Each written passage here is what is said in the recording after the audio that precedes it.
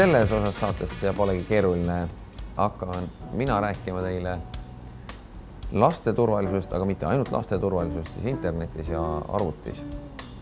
Ning täna esimeses osas käsitleme eelkõige seda, kuivõrd on see virtuaalmaailm lahus sellest päris maailmast, kus me justkui elame, millised on täiskasvanud inimestel võib-olla välja kujunenud hoiakud ja seisukohad ning milline on enesekindlus kõiges selles.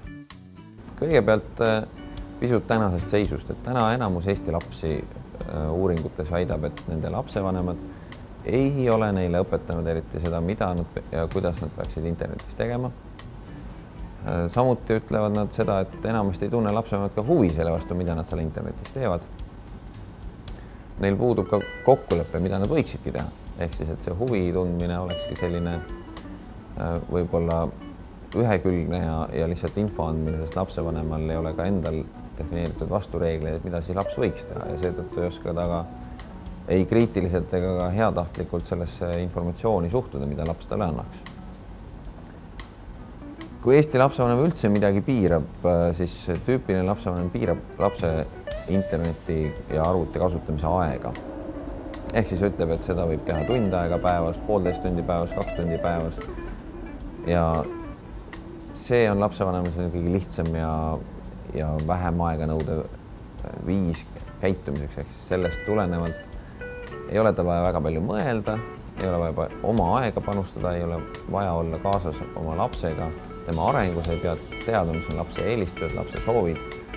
Võibki lihtsalt öelda, et 2 tundi seda, mis soovid ja seda, mis laps soovib, ei olegi nagu vaja küsida.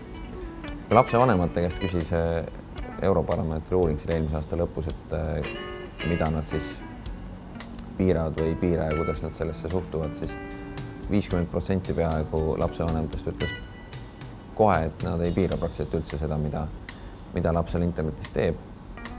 Ja mis on veelgi huvitav, et selline suhtumise hoiakute poolest Eesti lapsevanem ka ei teavitaks näiteks politseid, kui ta leiaks midagi ebaseaduslikku internetist.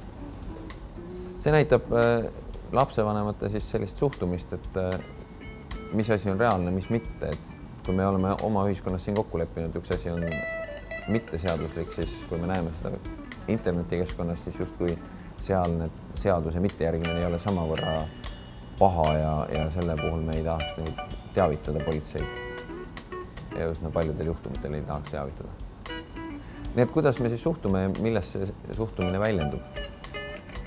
Üks enam levinuid fraase, mida Eesti lapsevanem ütleb, on see, et mida mina selle lapsega sellest internetist räägin, et see on selline keskkond, kus tema on minust targem, ta võib mind ju õpetada selles, aga on mul siis aega seda õppida. Ehk siis digitaalne lõhe täna on paljuski hoiaku küsimus, et ma usun siiralt täiskasvanud inimesena, et ma saangi eelmisest generatsioonist vähem aru sellest, mis toimub arvutimaailmas, mis toimub internetis. Ja see uskumus ei ole niivõrd tõsiteaduslik, et seda peaks nagu siis edaspidi järgima, et see tänane üks jutu mõte ongi see, et see hoiak võiks muutuda, et meie teadmised elust on relevantsed ka internetimaailmas. Ehk siis tasuks mõelda sellele, et kui me täna mõtleme enamasti liikluses selle peale, kuidas ja kuhu autot juhtida, mitte selle peale, et mismoodi ta tegelikult on üldse juhitav, siis arvutiga peaks samamoodi mõtlema, et me peaksime järjest rohkem ja rohkem mõtlema, et milleks me seda kasutame ja kuhu me sellega liikumas oleme. Sisuliselt on siis juurde tulnud eelkõige üks suhtlusvahend. Loomulikult ka mängimise vahend, töötamise vahend, meelelahutamiseks ka muul viisil kasutatav vahend. Aga kui me räägime selles lõigus eelkõige ohtudest, siis need enamus ohtudest tulenevad arvutist ja internetist kui suhtlemise vahendajast. Ja seega täiskasvanud inimestena me kõik oleme teadlikud sellest, missugused on suhtlemise erinevad nüansid, me oskame sotsiaalse suhtlusega hakkama saada ja arvame, et oleme selles ajas paremaks läinud. Ehk siis lapsena kindlasti olime sellest pisut ebakompetentsemad kui täna ja homme oleme veel kompetentsemad selles, pisut kogemuse võrra rikkamad. Nii et tasuks mõelda sedasi ka interneti kohta ja internetis siis ka oma lastele selgitada, et kui interneti vaadata suhtlemiskeskkonna, siis teie täiskasvanud inimestena olete kindlasti targemad. Ja ka vanemane generatsioonile võiks öelda, et kui te nooremat generatsiooni vaatate, siis ega see, kuidas nagu inimestega suhelda, on täpselt samasugune selles internetikeskkonnas kui selles päris maailmas. Ja kui teil on mingi tõekspidamine, et suhtlema peab teise inimesega viisakalt ja teda nagu endiselt austama, siis kuigi tihti tundub, et see on internetis ära kadunud, siis tegelikult ta seda ei ole. Selline tänane lühike jutt suhtumisest, hoiakutest. Järgmisel korral lähme edasi siis ohtudega, proovime natuke rääkida, millised on need ohud, millest peab olema teadlik interneti ja arvuti kasutamisel ja proovime natuke liigitada.